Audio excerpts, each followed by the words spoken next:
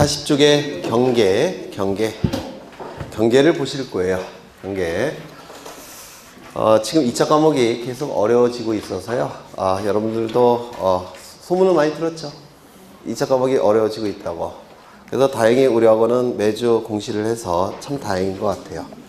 거의 대부분은 격주로 하는데 경계를 보실 건데요. 대략적인 개념만 보실 거예요. 여기 토지를 옆에서 본 겁니다. 토지를 옆에서 본 건데요. 여기 100번지 토지고 오른쪽은 101번지 토지입니다. 갑소유 토지고 을소유 토지예요. 그리고 여긴 토지니까 여기 담장이 하나 있겠죠. 뭐 벽돌로 지을 수도 벽돌로 올릴 수도 있을 테고 철망으로 묶어놨을 수도 있을 테고 또는 뭐 나무로 이렇게 설치할 수도 있을 겁니다. 담장이 있을 거예요. 이 투필지 토지를 도면 위에 등록을 하겠다는 겁니다. 물론 지적 측량을 통해서 도면 위에 등록을 합니다. 이건 나중에 또 보실 거예요. 지적 측량은 이렇게 도면 위에 측량을 통해서 이렇게 등록을 합니다. 요거는 100번지 토지, 여기는 101번지 토지가 될 겁니다. 이때 요 선을 뭐라고 부르냐면 도면 위에 있는 경계라고 불러요. 도면상의 경계라고 부릅니다. 뭐 당연하겠죠. 도면 위에 그려진 경계. 요 경계를 이걸 뭐라고 부르냐면 요 담장을 지표면 위에 있는 경계라고 부릅니다. 지표면 위에 있는 경계, 즉 지표상의 경계라고 불러요. 지표상의 경계, 도면상의 경계. 이 지표상의 경계에 적용되는 법률은 민법입니다. 민법 공부하셨습니까? 2번 하셨겠죠? 민법이 적용되는 법률이고 여기에 적용되는 법률은 뭘까요? 공간정보의 구축 및 관리에 관한 법률, 공간정보법이 여기에 적용이 됩니다.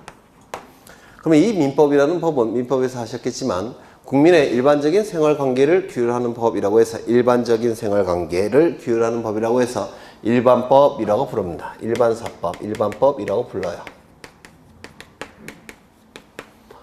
이 공간정보법은 지적과 관련된 생활관계, 지적과 관련된 특별한 생활관계를 규율하는 법이라고 해서 특별법이라고 부릅니다.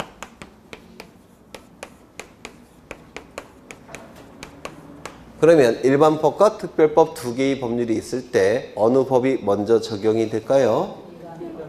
네? 특별법. 우리 헌법 이론상 특별법 우선의 원칙이라는 게 있습니다. 그래서 지적에 관련된 관계는 당연히 특별법이 먼저 적용이 되는 겁니다. 특별법 우선의 원칙상. 요거 이해가 되실까요? 그렇죠. 보통 측량을 통해서 요 경계를 여기다가 그려 넣습니다. 그런데 시간이 많이 흘러가면 토지가 분할이 됐다가 합병이 됐다가 분할이 됐다가 합병이 됐다. 이런 것들이 반복이 되면 지표상의 경계와 도면상의 경계가 달라지는 경우도 있어요. 이따금씩. 요거 이해가 되실까요? 그러면 달라질 때 어느 경계를 우선시킬까요? 도면상의 경계. 왜요? 특별법이 우선하기 때문에 그렇습니다. 요거 이해가 되십니까? 그런데 만약에 이 경계가 이 도면상의 경계가 위조가 됐다든지 변조가 됐다든지 또는 허위로 작성이 됐다든지 이러한 특별한 사정이 있다라고 한다면 그때도 도면상의 경계가 우선적으로 적용되겠습니까?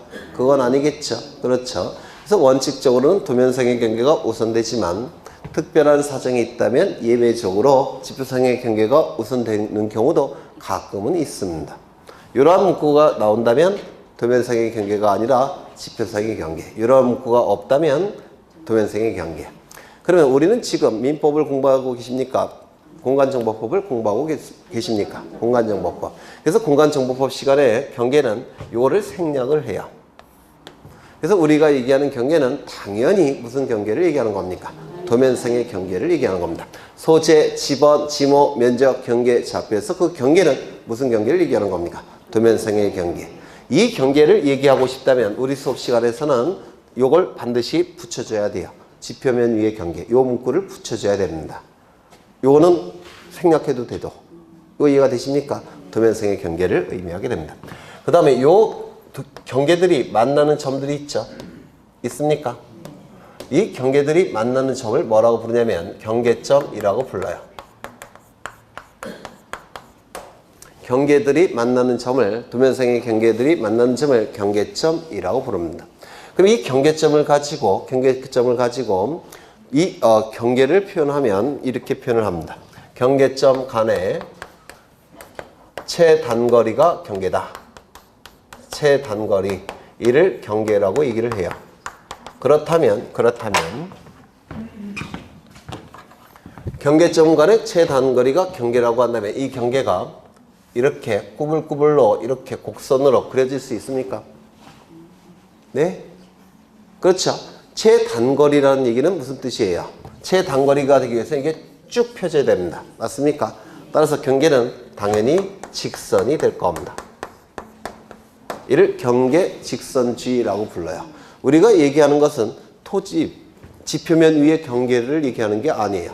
도면 위에 그려진 경계를 얘기하는 겁니다. 그래서 경계는 직선이 될 수밖에 없는데, 제가 모양을 단순화시켜서 이상하게 생각하실 수도 있는데, 도면에 그려질 때는 경계는 이렇게 그려진다는 겁니다. 이렇게 직선으로, 도면 위에 그려질 때는 이런 직선으로, 수만 개의 직선으로 이렇게 토지들이 그려진다는 겁니다. 무슨 말인지 아시겠습니까? 그래서 도면상의 경계는 직선이 될 수밖에 없다는 겁니다. 이를 경계직선주의라고 불러요. 그러면 이 경계는 선이니까 넓이가 있습니까? 없습니까? 없죠. 이 경계는 선이기 때문에 이 가운데 쪼갤 수 있을까요? 없을까요? 쪼개기 위해서는 면적이 있어야 돼요. 그렇죠. 가로선, 세로선, 이게 두 개가 있어야지만 곱해서 넓이가 나오는 거 아닙니까? 근데 이건 선이 하나밖에 없기 때문에 넓이가 없어요. 넓이가 없으니까 분할할 수 있겠습니까? 없죠. 불가합니다. 분할하는 것이 불가하다는 겁니다. 왜? 넓이가 없으니까, 선이니까. 이를 경계 불가분의 원칙이라고 부릅니다. 경계는 선이기 때문에 쪼갤 수가 없다는 겁니다. 넓이가 없으니까. 가로선, 세로선이 있어야지만 가로 곱하기 세로 곱하기 해서 넓이가 나올 텐데, 선이 하나만 있으니까 넓이가 없어요. 그래서 경계는 쪼갤 수가 없습니다. 당연히 여기 지표상의 경계는 넓이가 있으니까 쪼갤 수 있겠죠. 근데 여기는 선이기 때문에 쪼갤 수가 없다는 겁니다. 이를 경계 불가분의 원칙이라고 부릅니다. 요거 이해가 되실까요? 그렇죠. 요거는 축척이 얼마냐면 600분의 1 지적도예요. 예를 든다면, 그런데 또 한 장의 지적도가 그려져 있는데 이렇게 그려져 있습니다. 이 투필지가. 이건 1200분의 1 지적도입니다. 그래서 이 경계가 서로 다른 축척의 도면 위에 등록되어 있는 상태인데 어느 경계가 정밀할까요? 이건 훨씬 많이 축소시킨 거고 이건 덜 축소시킨 거죠. 그러면 어느 게 더 정밀하겠습니까? 이게 더 정밀합니다. 그러면 분쟁이 발생했을 때 어느 경계가 기준이 되어야 되겠습니까? 600분의 1. 이걸 뭐라고 부르냐면 이 경계가 그려진 축척은 대축척을 따라야 됩니다. 이를 축척 종대의 원칙이라고 불러요. 이때 종자는 따른다 종자입니다. 서로 다른 축척의 도면 위에 경계가 그려져 있을 때는 당연히 대축척의 경계를 우선해야 됩니다. 축척 종대의 원칙이라고 불러요. 이거 이해가 되십니까? 그렇죠. 그러면 여기 소유자는 갑이고 여기 소유자는 을인데 갑과 을이 합의를 통해서 이 경계를 여기로 옮겼습니다. 이거 가능합니까? 합의를 통해서. 가능하겠죠? 그러면 갑과 을이 합의를 통해서 도면 원본을 발급받아 갖고 요 도면을 이쪽으로 도면에서 이렇게 그릴 수가 있습니까? 볼펜으로? 불가합니다. 이건 지적소관청이 하는 거예요. 그래서 도면 위의 경계를 옮기고 싶다면 지적소관청에게 신청한 다음에 지적소관청이 결정해서 지적소관청이 옮기는 겁니다. 맞습니까? 그러면 멋대로 도면상의 경계를 움직일 수 있습니까? 없습니다. 이를 경계 부동성의 원칙이라고 부릅니다. 부동.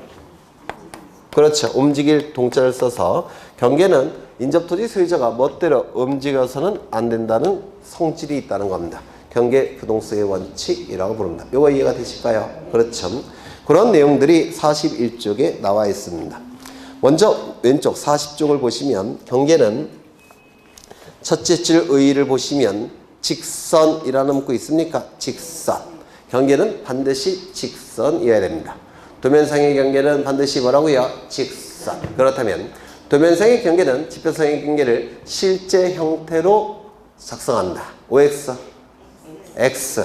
실제 형태는 곡선일 수도 있죠. 하지만 도면 위에 등록된 경계는 뭐라고요? 직선. 그래서 실제 형태로 기록할 수는 없습니다. 기출 지문이에요. 실제 형태로 기록할 수 없습니다. 무조건 직선이 돼야 되기 때문에 그렇습니다. 이거 이해가 되실까요? 그렇죠. 그 다음에 거기 밑에 보시면 경계점이라는 게 나오는데 경계와 경계가 만나는 점이 경계점입니다. 도면 위에 그려진 경계와 경계가 만나는 점이 경계점이에요. 그렇다면 경계점은 꺾인 점이 되는 겁니까? 맞습니까? 꺾인 점. 여기 꺾이지 않았나요? 여기 꺾여 있죠? 꺾여 있죠? 꺾여 있죠? 꺾여 있죠? 이렇게 꺾여 있잖아요, 선들이. 맞습니까? 이걸 불곡선, 불곡점 이렇게 부르는 겁니다. 굴곡이 되어 있다. 꺾여 있다. 이거 이해가 되실까요? 그 다음에 좌표 등록부 나중에 공부하실 때 좌표 형태로도 등록이 됩니다. 좌표 형태로. 무슨 얘기냐면 여기 X축을 설치하고 여기 Y축을 설치하면 여기 0,0이 될 겁니다. 그럼 이 경계점이 X좌표, Y좌표로 표기될 수 있습니까? 그렇죠. 이를 경계점 좌표라고 부릅니다. 줄여서 좌표라고 불러요. 그래서 도면 위에 그려진 경계점들은 좌표 등록부에는 좌표 형태로 등록이 되는 겁니다. 이거 이해가 되실까요? 그렇죠. 그 다음에 밑에 내려가 보시면 2번에 직선이라는 문구 또 나와 있네요. 자주 출제된다는 겁니다. 경계는 직선이어야 됩니다. 그 다음에 3번 올해도 출제가 됐는데 이거는 지표상의 경계를 얘기해요. 지표상의 경계가 이것도 우리 시험에 나왔어요. 올해도 자주 나와요. 5개의 지문 중에서 하나의 지문으로 자주 나옵니다. 3번 토지의 지상 경계는 뚝, 담장, 구밖에 구역의 목표가 될 만한 구점을 경계점 표시 등으로 표시한다. 뭡니까 이게? 담장을 얘기하는 겁니다. 그렇죠. 그 다음에 판례는 나중에 보시고 오른쪽을 보시면 경계에 관한 국정 일반 원칙. 경계는 소재, 지번, 지목, 면적, 경계, 좌표죠. 거기에 들어가 있죠. 통치권 행사를 위한 정보니까 누가 정해야 되겠습니까? 국가가. 이를 경계 국정주의라고 부릅니다. 경계는 국가가 정해야 된다는 원칙, 경계 국정주의 부르고요. 경계 직선지, 경계점 간의 최단거리니까 경계는 직선이 돼야 된다는 뜻이고 서로 다른 축척의 도면에 경계가 등록되어 있다면 어느 경계가 정확합니까? 대축척. 따라서 대축척을 따라야 되겠죠. 축척 종대의 원칙이라고 부르고 경계 부동성의 원칙, 도면 위에 그려진 경계는 일단 결정이 되면 지적소관청에 결정이 없을 때는 마음대로 움직일 수가 없습니다. 이를 경계 부동성의 원칙이라고 얘기를 합니다. 그 다음에 넘겨보시면 지상 경계의 위치 표시 나와 있는데 이거는 아직은 어려우셔요. 요거 그 밑에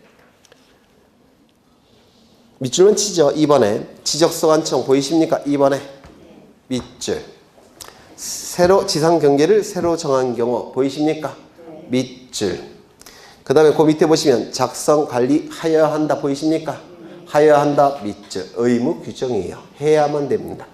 그 다음에 그 밑에 보시면 4번 보이십니까? 4번에 왼쪽 여백에다가 쓰십니다. 위설 쓰세요. 그냥 위설 쓰셨습니까? 그 다음에 그 아래 위설 아래에다가 지목 쓰십니다. 위설 지목. 그 다음에 쓰십니다. 밑에다가 사파 위설 지목 사파. 그 다음에 그 밑에 종위 일단 써 넣으셔요.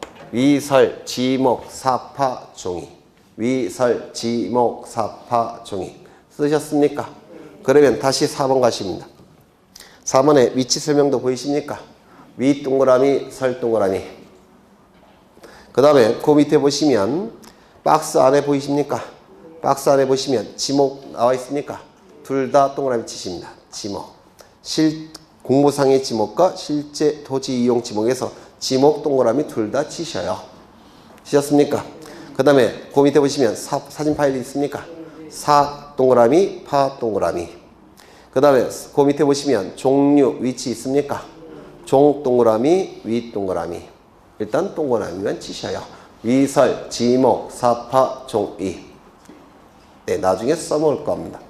이거 출제가 되니까 동그라미 친 겁니다. 출제가 안 되면 안 치겠죠. 네, 동그라미 치시고요. 넘기겠습니다.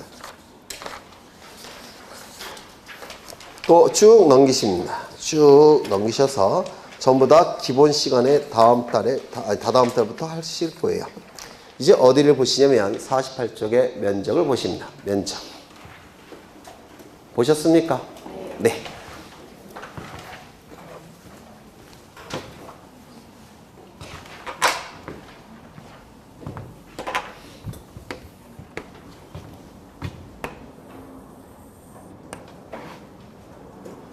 여기서부터 여기까지는 100번지 토지예요. 그리고 소유자는 갑입니다. 여기서부터 여기 토지를 옆에서 본 겁니다. 이게 경사지인 토지를 옆에서 본 거예요. 옆에서. 이때 이 토지를 측량을 통해서 도면위에 등록을 합니다. 이건 도면이고요. 도면위에 측량을 통해서 등록을 하게 돼요. 이 측량을 평판 측량이라고 불러요. 경계를 도면이 그릴 때 하는 측량을 평판 측량이라고 부르는데 나중에 하실 거예요. 나중에. 이 평판 측량을 통해서 여기 그려지는데 이때 이 경계를 그릴 때는 이 토지를 위에서 내려다 봤을 때 그 모양을 여기다가 그리는 겁니다. 위에서 내려다 봤을 때 그 모양이 측량을 통해서 여기다 그려지게 돼요. 이거 이해가 되실까요? 그러면 위에서 봤을 때 한 100m 위에서 봤다면 여기 높은 부분, 낮은 부분이 구분이 될까요? 안 될까요? 네? 안 되겠죠? 저 하늘에서 내려다 봤을 때 높은 데, 낮은 데가 잘 구분이 안 됩니다. 그래서 높은 것, 낮은 것은 이거는 색깔로 표시하지 않습니까? 맞습니까? 그래서 높은 부분, 낮은 부분이 구분이 안 돼요. 그렇다면 결국은 이 토지의 모양은 위에서 내려다 봤을 때 이 모양이 그려지는 겁니다. 요 모양이 그려지는 겁니다. 높은 부분, 낮은 부분이 구분이 안 되니까 요 모양이 여기다 그려지는 겁니다. 요거 이해가 되실까요? 그렇죠. 이때 도면에 경계가 그려지면 요 안의 넓이를 도면상의 넓이라고 부릅니다. 도면상의 면적이라고 불러요. 도면상의 면적. 그러면 이 도면상의 면적은 결국은 요 면적을 얘기하는 겁니다. 맞습니까? 그렇다면 이 면적은 경사 면적입니까? 수평 면적입니까? 수평 면적을 얘기하는 겁니다. 요것 이해가 되셔야 되는데 수평 면적을 의미하게 돼요. 이해가 되실까요? 그렇죠. 그 다음에 실제 토지 면적은 이게 될 겁니다. 이게 실제 면적이에요. 진짜 토지 위의 면적입니다. 소유자인 갑이 사용할 수 있는 것은 여기가 아니라 여기 아닙니까? 그래서 이걸 뭐라고 부르냐면 지표상의 면적이라고 불러요. 또는 이건 경사졌죠. 경사 면적이라고 부릅니다. 여기까지 이해가 되실까요? 실제 토지 위의 면적을 지표상의 면적, 경사 면적, 도면 위의 면적을 도면상의 면적, 수평 면적 이렇게 얘기합니다. 여기에 적용되는 법률은 뭘까요? 민법. 여기는요, 공간정보법. 우리 공간정보법 시간에 이거는 생략하겠죠. 맞습니까? 따라서 우리가 언급하는, 우리가 공부하는 면적은 무슨 면적입니까? 수평 면적을 얘기하는 겁니다. 경사 면적이 아니라 수평 면적을 얘기해요. 그러면 실제로 갑이라는 토지 소유자가 사용하는 넓이와 도면 위에 그려진 면적은 필연적으로 어느 면적이 더 넓을 수밖에 없습니까? 도면에 등록된 이 면적과 실제 면적인 이 면적은 어느 면적이 더 넓을 수밖에 없어요. 이렇게 되겠죠. 따라서 도면에 등록된 면적은 실제 면적보다 더 적게 그려집니다. 네, 그래서 이걸 좀 보시는데요. 이때 이 넓이를 구한다고 했죠. 이 넓이를 구하는 것을, 즉 도면상의 면적, 수평 면적을 구하는 것을 측정한다 이렇게 얘기합니다. 측정한다. 그래서 이 도면 위에 이런 그림이 그려지면 이 도면 위에서 전자 면적 측정기라는 기구를 사용해서 면적을 측정해냅니다. 전자 면적 측정기라는 기구를 사용해서 면적을 측정해내는데 전자 면적 측정기는 이렇게 테니스 라켓처럼 생겼어요.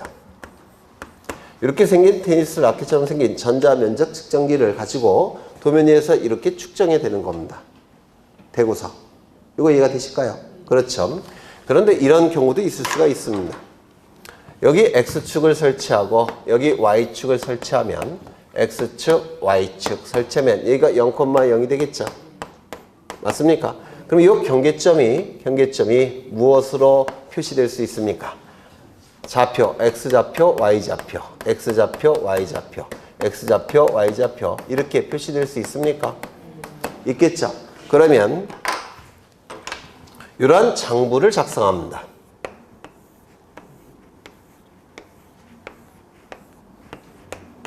여기는 X좌표, Y좌표, 여기는 1, 2, 3, 4 이렇게 되어 있고요. 여기 X좌표, Y좌표 값이 나오겠죠. 네, 수치들이 이렇게 나올 겁니다. 요걸 좌표값이라고 얘기하고 요 좌표값이 등록된 장부를 경계점 좌표 등록부라고 불러요. 이 좌표값을 수집하는 측량은 이 평판 측량이 아니고요. 이건 평판 측량이고 경위 측량을 통해서 나중에 다 할 거예요. 그냥 들어만 두셔요. 경위 측량이라는 걸 통해서 좌표값이 수집이 됩니다. 그럼 이 좌표값이 경위 측량을 통해서 수집이 되면 이 좌표값을 컴퓨터에 입력합니다. 컴퓨터에 입력하면 면적을 계산해내는 프로그램이 있어요. 그 프로그램을 좌표값을 입력해서 돌려버리면 컴퓨터가 알아서 면적을 계산해 버립니다.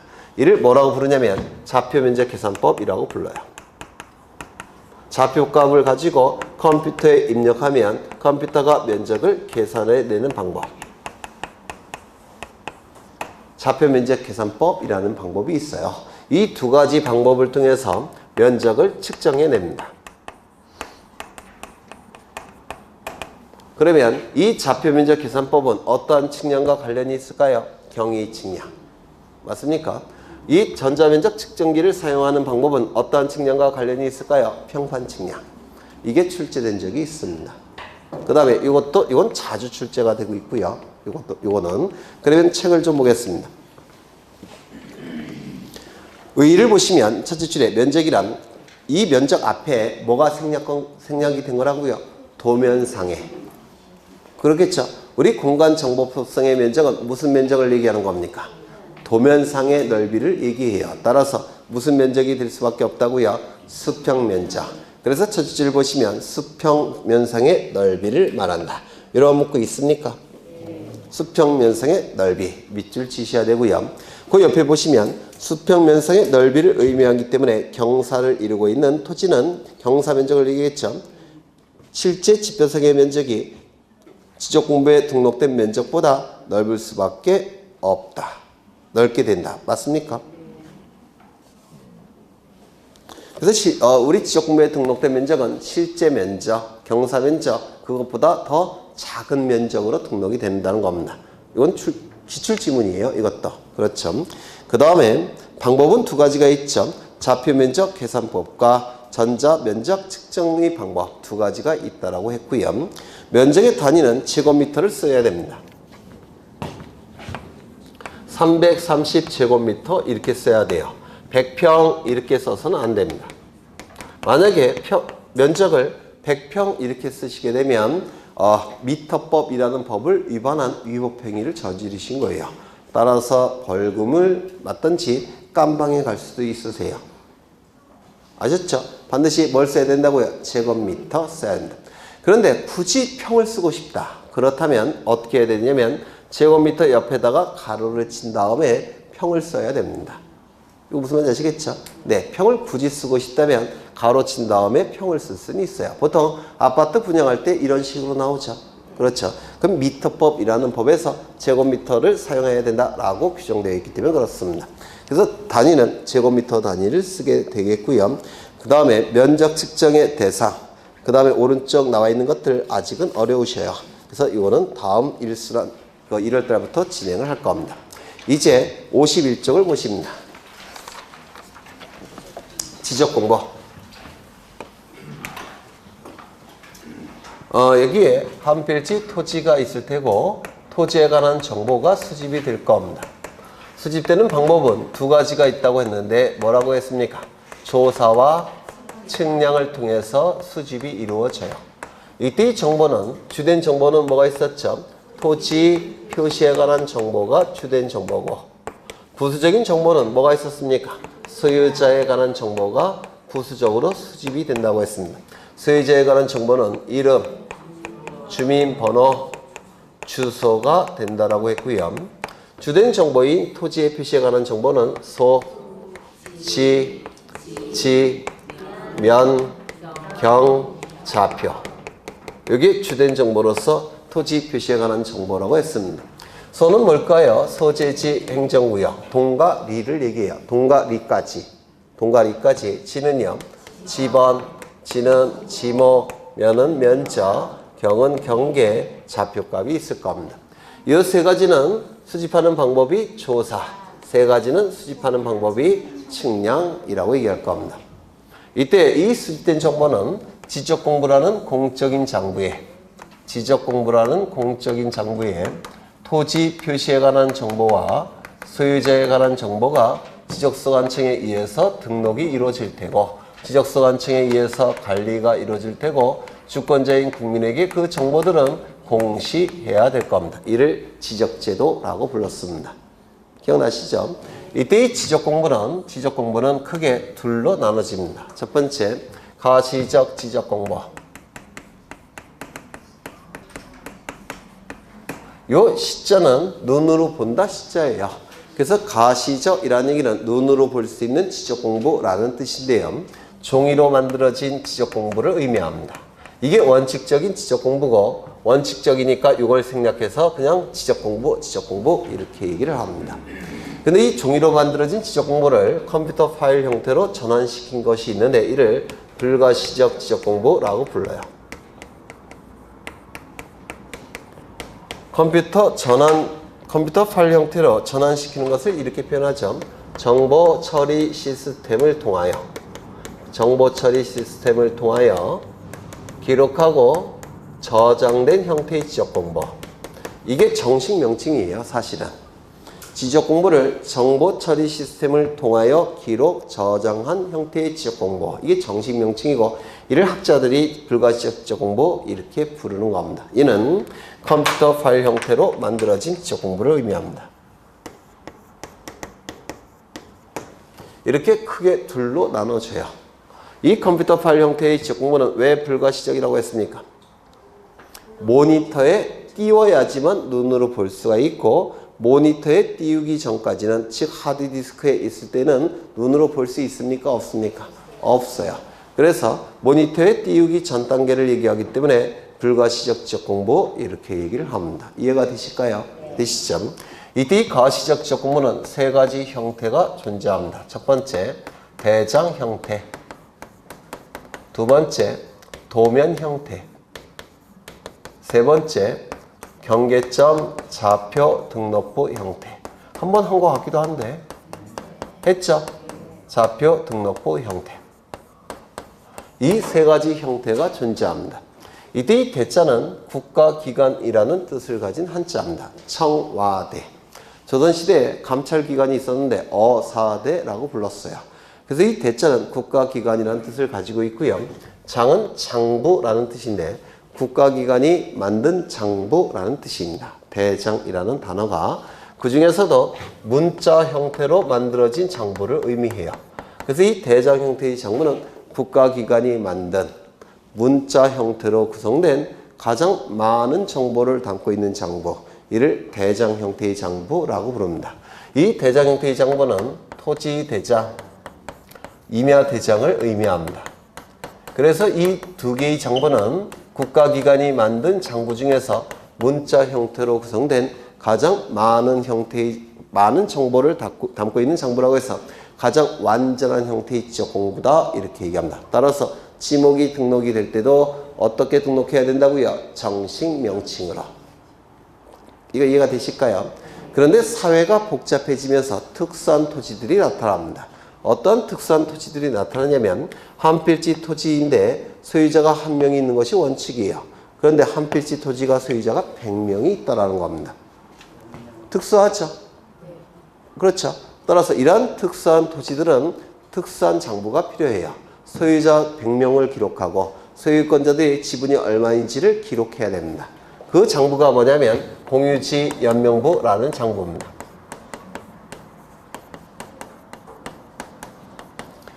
공동 소유 토지에 대해서 소유자의 이름들을 연속해서 기록한 장부, 공유지 연명부라는 특수한 장부예요. 이거는 문자로 구성되어 있기 때문에 대장 형태의 장부다라고 얘기합니다. 하지만 소유자들이 지분 위주로 등록되어 있기 때문에 완전한 형태의 장부라는 평가는 하지 않습니다. 특수한 정보를 담고 있는 특수한 장부에 불과합니다. 문자로 구성되어 있으니까 여기에 포함을 시키는 겁니다. 그 다음에 여기 아파트가 이렇게 들어서 있고, 아파트가 이렇게 들어서 있을 때 아파트 건물 부지, 이걸 대지라고 불러요. 그래서 이 아파트 소유자들은 이 대지에 대해서 권리가 있어야 됩니다. 그리고 그 권리를 대지권이라고 부르는데, 그 대지권, 아파트가 들어서 있는 이 토지를 특수한 토지로 봐서 이 대지권에 관한 내용을 등록한 장부가 있습니다. 이를 대지권 등록부라고 불러요. 나중에 다 보실 거예요. 이것도 대장 형태의 장부입니다. 왜냐하면 문자 형태로 구성되어 있기 때문에 그래요. 하지만 완전한 형태의 장부라고 하지는 않습니다. 왜? 특수한 정보만을 담고 있기 때문에 그렇습니다. 대지권이라는 특수한 정보만을 담고 있기 때문에 그래요. 이거 이해가 되십니까? 그렇죠. 그래서 대장 형태의 장부는 네 가지가 존재합니다. 같이 읽어보죠. 토지 대장, 임야 대장, 공유지 연명부, 대지권 등록부. 요 네 가지 다시요. 토지 대장, 임야 대장, 공유지 연명부, 대지권 등록부. 이때 도면은 요 도자가 그림 도자입니다. 이거는 종이라는 뜻이고요. 그래서 그림 형태의 장부를 도면 형태의 장부라고 부릅니다. 이 대장은 이게 가장 완전한 형태의 장부인데요. 문자로 구성되어 있으니까 요 대장에서 토지의 경계를 공시할 수 있습니까? 토지의 경계를 공시 못하겠죠? 이건 경계는 선이니까, 그림 형태니까 그림 형태의 장부를 통해서 공시할 수밖에 없습니다. 맞습니까? 따라서 토지 대장에 등록된 토지들의 경계를 표시하기 위해서 그림 형태로 만든 장부가 있는데 이를 지적도라고 부릅니다. 임야 대장에 등록된 토지들의 경계를 표시하기 위해서 그림 형태로 만든 장부가 있는데 이를 임야도라고 불러요. 이건 특수한 형태의 장부니까 여기에 등록된 토지들도 당연히 여기에도 같이 등록되어 있어요. 그렇다면 여기에 지적도 임야도가 있으니까 여기에 도면은 필요가 없습니다. 그래서 여기에 해당되는 도면은 없어요. 그래서 대장 형태의 장부는 4개고 도면 형태의 장부는 2개인데 뭐가 있습니까? 지적도, 임야도. 이거는 세트로 움직이는 겁니다. 세트로.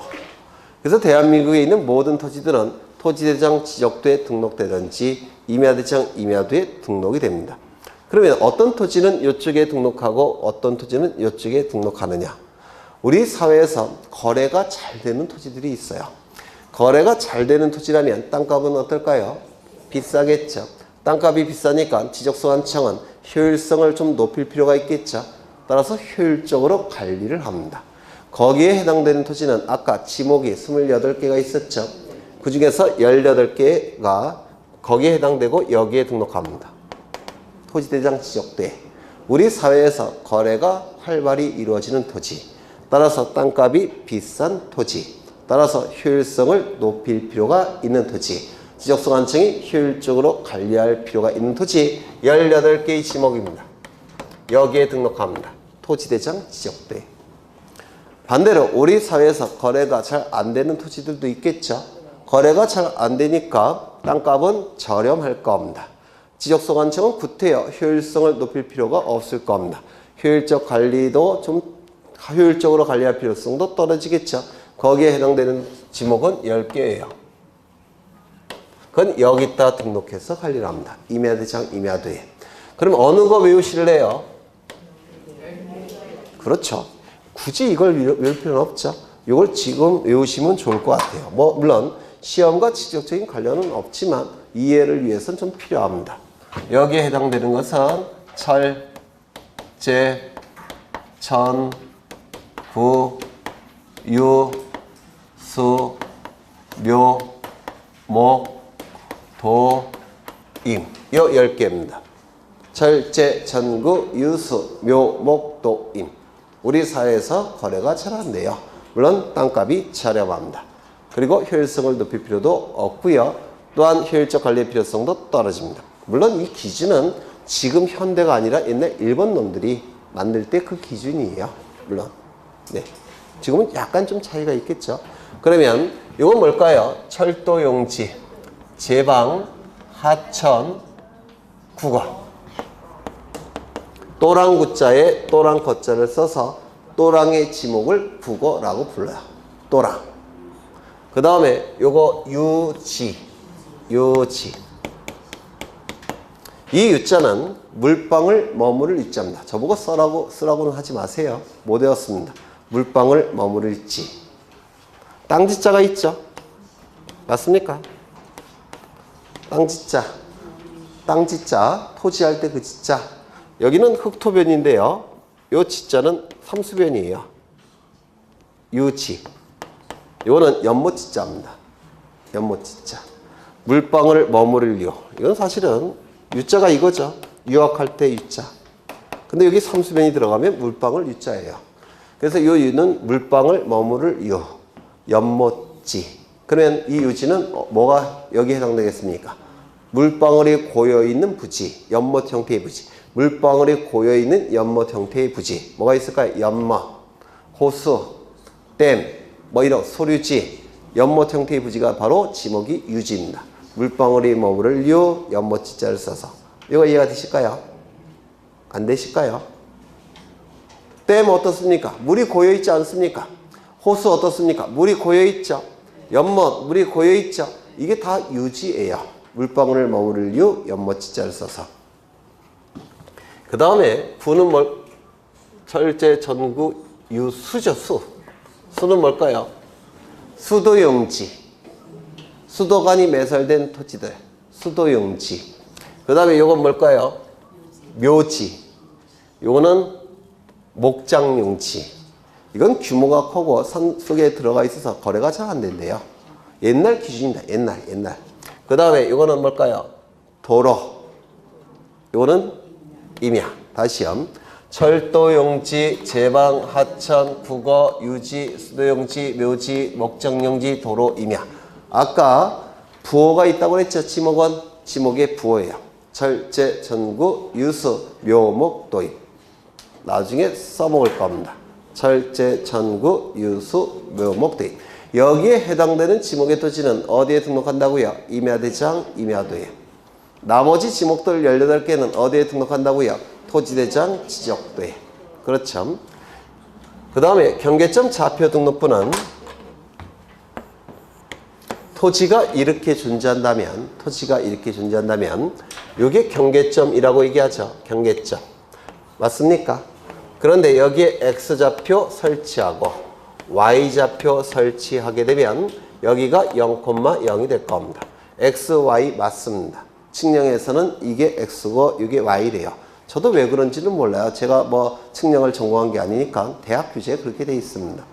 여기 X축, Y축이면 이 경계점이 무엇으로 표기되겠습니까? X좌표, Y좌표. X좌표, Y좌표. 이렇게 표현이 되겠죠. 맞습니까? 요 경계들이 만나는 점을 뭐라고 불렀습니까? 경계점. 이 경계점이 X축 설치하고 Y축 설치하면 좌표값 형태로 표기가 됩니다. 맞습니까? 근데 이 경계점은 경계들이 만나는 점 아닙니까? 경계들이 만나는 점이니까 전부 다 그림 형태죠, 이게. 그러면 이 경계점은 그림 형태로 표현되는 정보예요. 그렇죠. 그런데 그림 형태는 도면에서 등록하는 거 아니겠습니까?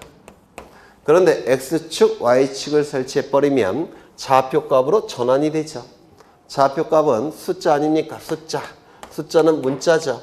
문자는 대장에 등록되는 정보예요. 맞습니까? 그래서 이 경계점 좌표 등록부는 도면에 등록되는 내용을 대장에 등록하는 형식으로 전환시켜서 등록한 장부라고 부릅니다. 그래서 이 두 가지 성격을 다 가지고 있는 중간적 성격의 장부다 이렇게 얘기합니다. 이거 출제된 지문이에요. 이것도. 이거 이해가 되실까요? 그래서 이 대장 형태의 장부 4개 뭐가 있죠? 토지대장, 임야대장, 공유지안명부, 대지권 등록부. 도면 형태 장부 2가지가 있죠. 지적도, 임야도. 2가지 성격을 다 가지고 있는 장부 뭐가 있습니까? 경계점, 좌표, 등록부. 이거는 종이로 만들어진 장부이기 때문에 한 권으로 만들게 되면 너무 두터워져요. 관리가 힘들어집니다. 그래서 별책으로 만듭니다. 별책으로 만드니까 이 가시적 지적공부는 몇 가지 종류가 있습니까? 4가지요. 이거 뭐 쉬세요? 굳이 쉬어야 되나? 하나, 둘, 셋, 넷, 다섯, 여섯, 7개. 7개입니다. 근데 이 가시적 지적공부가 원칙적인 지적공부라서 그냥 지적공부라고도 얘기를 합니다. 그 다음에 이 컴퓨터 파일 형태, 즉 정보처리 시스템을 통하여 기록, 저장된 형태의 지적공부는 이 정보는 저장 매체가 용량이 대단히 커요. 용량이 크니까 이걸 따로 만들 필요는 없습니다. 하나로 만듭니다. 하나. 그래서 총 지적공부는 몇 가지로 보느냐면 8가지로 봅니다. 이거 이해가 되십니까? 8가지. 이 지적공부는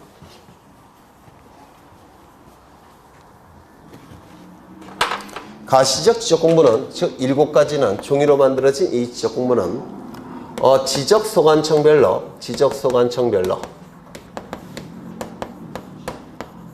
청사 지하에 지적서고를 설치합니다. 이 지적서고를 설치해서 영구 보존하게 돼요. 그럼 영구 보존이 된다면 반출이 허용될 수 있겠습니까? 원칙은 금지됩니다. 왜? 지적서고 밖으로 반출이 되면 분실, 소실, 훼손의 가능성이 높아지기 때문에 반출은 금지됩니다. 이거 이해가 되실까요? 그런데 예외가 존재합니다. 네? 그렇죠. 천재지변이 발생한다든지 또 하나는요. 한 단계 더 높은 국가기관인 시도지사, 대도시장의 승인이 있다면 그때 한해서 반출이 허용이 됩니다. 했죠? 네. 그 다음에 여기 이 불가시적 지적공부는 시도, 시군구별로 지적정보관리체계라는 것을 설치합니다. 지적정보관리체계라는 것을 설치해서 여기서 영구 보존합니다. 여기는 반출이라는 문구는 나오지 않습니다. 왜냐하면 반출이라는 단어는 종이를 전제로 하는 거예요. 종이를. 이거는 복제라는 용어를 써야 되지 반출이라는 용어를 쓰지 않습니다. 그래서 여기까지예요. 그러면 이 종이로 만들어진 지적공부는 지적소관청이니까 시군구죠. 맞습니까? 그런데 이거는 누가 추가되어 있습니까? 여기에 추가되어 있다는 겁니다. 그렇다면 이제 이런 각각의 지적공부에 어떠한 내용이 등록됐는지 이게 출제가 되는데요. 두 문제 정도가 출제가 돼요. 올해는 한 문제가 나왔지만 보통 2문제 정도가 출제됩니다. 즉 토지대장, 임야대장에는 어떠한 정보를 등록하는지, 공유지역명부 대지권 등록부에는 어떠한 정보를 등록하는지, 지적도 임야도에는 어떠한 정보를 등록하는지, 좌표 등록부에는 어떠한 정보들 등록하는지 2문제 정도가 일반적으로 출제가 됩니다. 총 12문제죠. 그런데 2문제가 출제가 되니까 출제 빈도가 대단히 높은 부분이죠. 맞습니까? 그래서 총 60몇 개를 외우셔야 돼요. 네, 외우겠습니다. 오늘 절반만 외울게요. 이 지적공부는 어느 행정구역에 있는 몇 번지 토지에 대한 지적공부라는 것을 여기다가 표기해야 됩니까? 표기할 필요가 없습니까? 네? 이 토지대장 지적도는 이 토지대장은 어느 행정구역에 있는 몇 번지 토지에 대한 토지대장이라는 것을 토지대장에 표기할 필요가 있습니까? 없습니까? 네? 상식적으로 생각해 보세요. 있어야 되겠죠. 즉 명찰을 역할하는 게 필요합니다. 그래서 이 소재지번은 모든 지적공부에 다 등록을 해야 됩니다. 어느 행정구역에 있는 몇 번지 토지에 대한 장부라는 것을 표기해야 됩니다. 모든 지적공부에는. 따라서 소재와 지번만큼은 토지대장, 임야대장, 공유지역명부, 대지권 등록부, 지적도, 임야도, 좌표 등록부 전부 다 표기해야 돼요. 명찰이 필요하니까. 이거 이해가 되십니까? 네. 소재 지번은 어디에 등록한다고요? 모든 지적공부에. 그렇죠. 이 지목은 아까 외우셨는데 기억나실까요? 토지대장과 임야대장에는 정식 명칭으로 등록을 하는 것이고 지적도와 임야도에는 정식 명칭으로 등록한지 안다고 했죠. 부호로 등록하는 것이고 부호는 24개는 두문자를 따고 4개는 차문자를 따는데 차문자를 딴 거 4개 차, 장, 전, 원 주차장, 공장용지, 하천, 유원지. 요건 좀 따로 외우셔야 될 거예요. 면적. 면적은 토지 대장, 임야 대장에만 등록합니다. 토지 대장, 임야 대장에만 등록해요. 면적은. 그 다음에 경계는 어디다 등록해야 될까요? 그렇죠. 경계는 직선이니까 선이죠. 그림 형태의 정보니까 그림 형태의 지적 공부인 지적도와 임야도에만 등록합니다. 좌표값은 어디에만 등록할까요? 한 군데 딱 등록하는데. 그렇죠. 경계점, 좌표, 등록부에만 등록합니다. 소유자의 이름, 주민번호, 주소는 문자 형태의 정보죠. 문자의 형태의 정보니까 어디에 등록할까요? 맨 꼭대기 4개. 그래서 토지대장, 임야대장, 공유지, 연명부, 대지권, 등록부. 요 4개의 정보에만 등록을 합니다.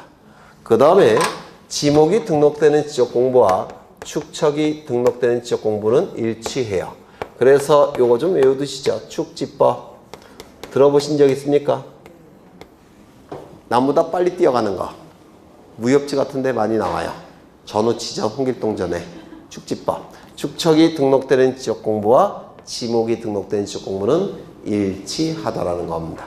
요 정도 외우시면 거의 60%를 다 외우신 거예요. 60몇 개를 따로 안 외우셔야 됩니다. 다 문제 풀 수 있습니다.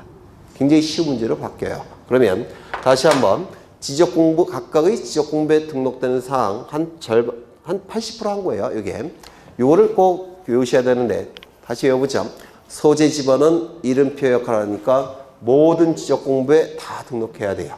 이름표 역할을 해야 되니까 어느 행정구역에 있는 몇 번지 토지에 대한 장부다라는 것을 표시해야 되기 때문에 모든 지적공부, 뭘요? 소재 집안. 지목은 아까부터 외우라고 부탁을 드렸어요. 지목은 토지대장, 임야대장, 정시명치, 지적도, 임야도, 부호, 24개는 두문자, 4개는 차문자, 차문자는 차, 장, 천, 와, 차, 주차장, 장, 공장용지, 천, 하천, 원, 유원지. 아직 잘 안 되죠? 괜찮아요. 이거 20번도 더 합니다. 네, 시험 볼 때까지, 외울 때까지 할 거예요. 지겹다고 할 때까지. 네, 충분히, 이건 뭐 쉬운 문제예요. 이거는. 네. 그 다음에 면적은 2개의 지적 공부에만 등록합니다. 토지대장, 임야대장에만. 경계도 2개예요. 그림 형태니까 지적도, 임야도. 좌표값은 당연히 좌표 등록부. 소유자에 관한 정보는 맨 꼭대기 4개. 토지대장, 임야대장, 공유지연명부, 대지권 등록부. 축척과 지목은 같은 장부니까 축지법. 이렇게 외우시면 2문제 안 틀립니다. 한 80% 했던 거예요. 물론 조금 남아있어요. 조금. 그건 나중에 할 거고요. 계속 반복할 거예요. 외울 때까지. 생각보다 안 어려워요. 이거 외울 필요 없죠. 이거 이미 외웠죠. 이건 당연하죠. 당연하죠. 경우 이거 하나밖에 없어요. 외울 게. 네, 나중엔 다 외우십니다. 걱정 하나도 안 하셔도 돼요. 그러면 책을 보겠습니다. 51쪽에 지적공부 나와 있습니까? 지적공부 보시면 지적공부의 종류 및 등록사항 나와 있죠. 이때 토지대장, 임야대장 거기 등록사항이 제일 중요한데요. 그거 다 외우셔야 돼요. 많죠? 그 다음에 54쪽을 보십니다. 거기 공유지연명부 나와 있죠? 나와 있습니까? 여기서도 제일 중요한 건 등록사항이에요. 거기 다 외우셔야 돼요. 넘겨보시면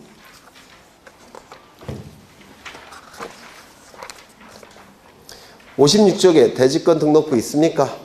거기 등록사항 나와 있죠? 그거 다 외우셔야 돼요.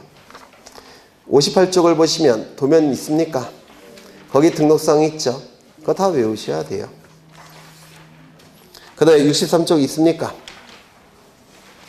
63쪽. 거기 경계점 좌표 등록부 있습니까? 거기 등록사항 있죠? 다 외우셔야 돼요.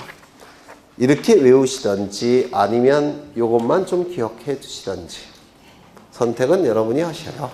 네, 이거 안 틀립니다. 등록사항 60몇 개를 안 외우셔도 절대 안 틀려요. 그렇죠? 그 다음에 지적공부의 비치 보전 설명을 했고요. 그 다음에 오른쪽을 보시면 반출 설명을 했습니다. 그래서 오늘은 여기까지만 하겠습니다. 여기까지만. 다음 시간에 비치 보전부터 하죠. 다음 시간에 비치 보전. 각각의 내용들은 1월달부터 할 거예요. 공유집연명부가 뭔지, 대지권 등록부가 뭔지 아직은 어려우셔서 이해하시기가 굉장히 힘드셔요. 그래서 등기법 조금 더 나가고 민법 지식 조금 더 쌓인 다음에 공유집연명부, 대지권 등록부를 설명할 거고 그 내용들은 다 따로 설명을 할 겁니다. 그래서 다음 시간에 66쪽에 지적공부의 비치 버전 여기부터 진행을 하겠습니다. 거듭 말씀드리지만 스트레스 받으실 필요는 전혀 없습니다. 우리는 소설책을 공부하는 게 아니죠. 한 번 읽고 사회책을 공부하는 게 아니에요. 사회 과목에 그나마 해당되는 건 학계론, 그것만 사회 과목에 해당돼요. 나머지 법과목들은 규범 과목, 규범학이라고 부르는데 어려울 수밖에 없어요. 근데 이제 시간이 흘러가고 여러분 책 자꾸 읽고 강의 자꾸 들으시면 이게 점점 쉬워지는 겁니다. 점점점. 그래서 지금 제가 기본 수준의 강의는 하고 있는데요. 거기서 여러분이 이해를 하신 것들은 기초 과정이 되는 것이고요. 아직 이해가 안 된 것들은 1, 2월 달에 또 들으시는 겁니다. 또 반복을 할 거예요. 그래서 전혀 스트레스 받으실 필요는 없습니다. 그냥 그런가 보다 이렇게 생각하시면 돼요. 오늘은 여기까지 보고 다음 주에 뵙겠습니다. 수고하셨습니다.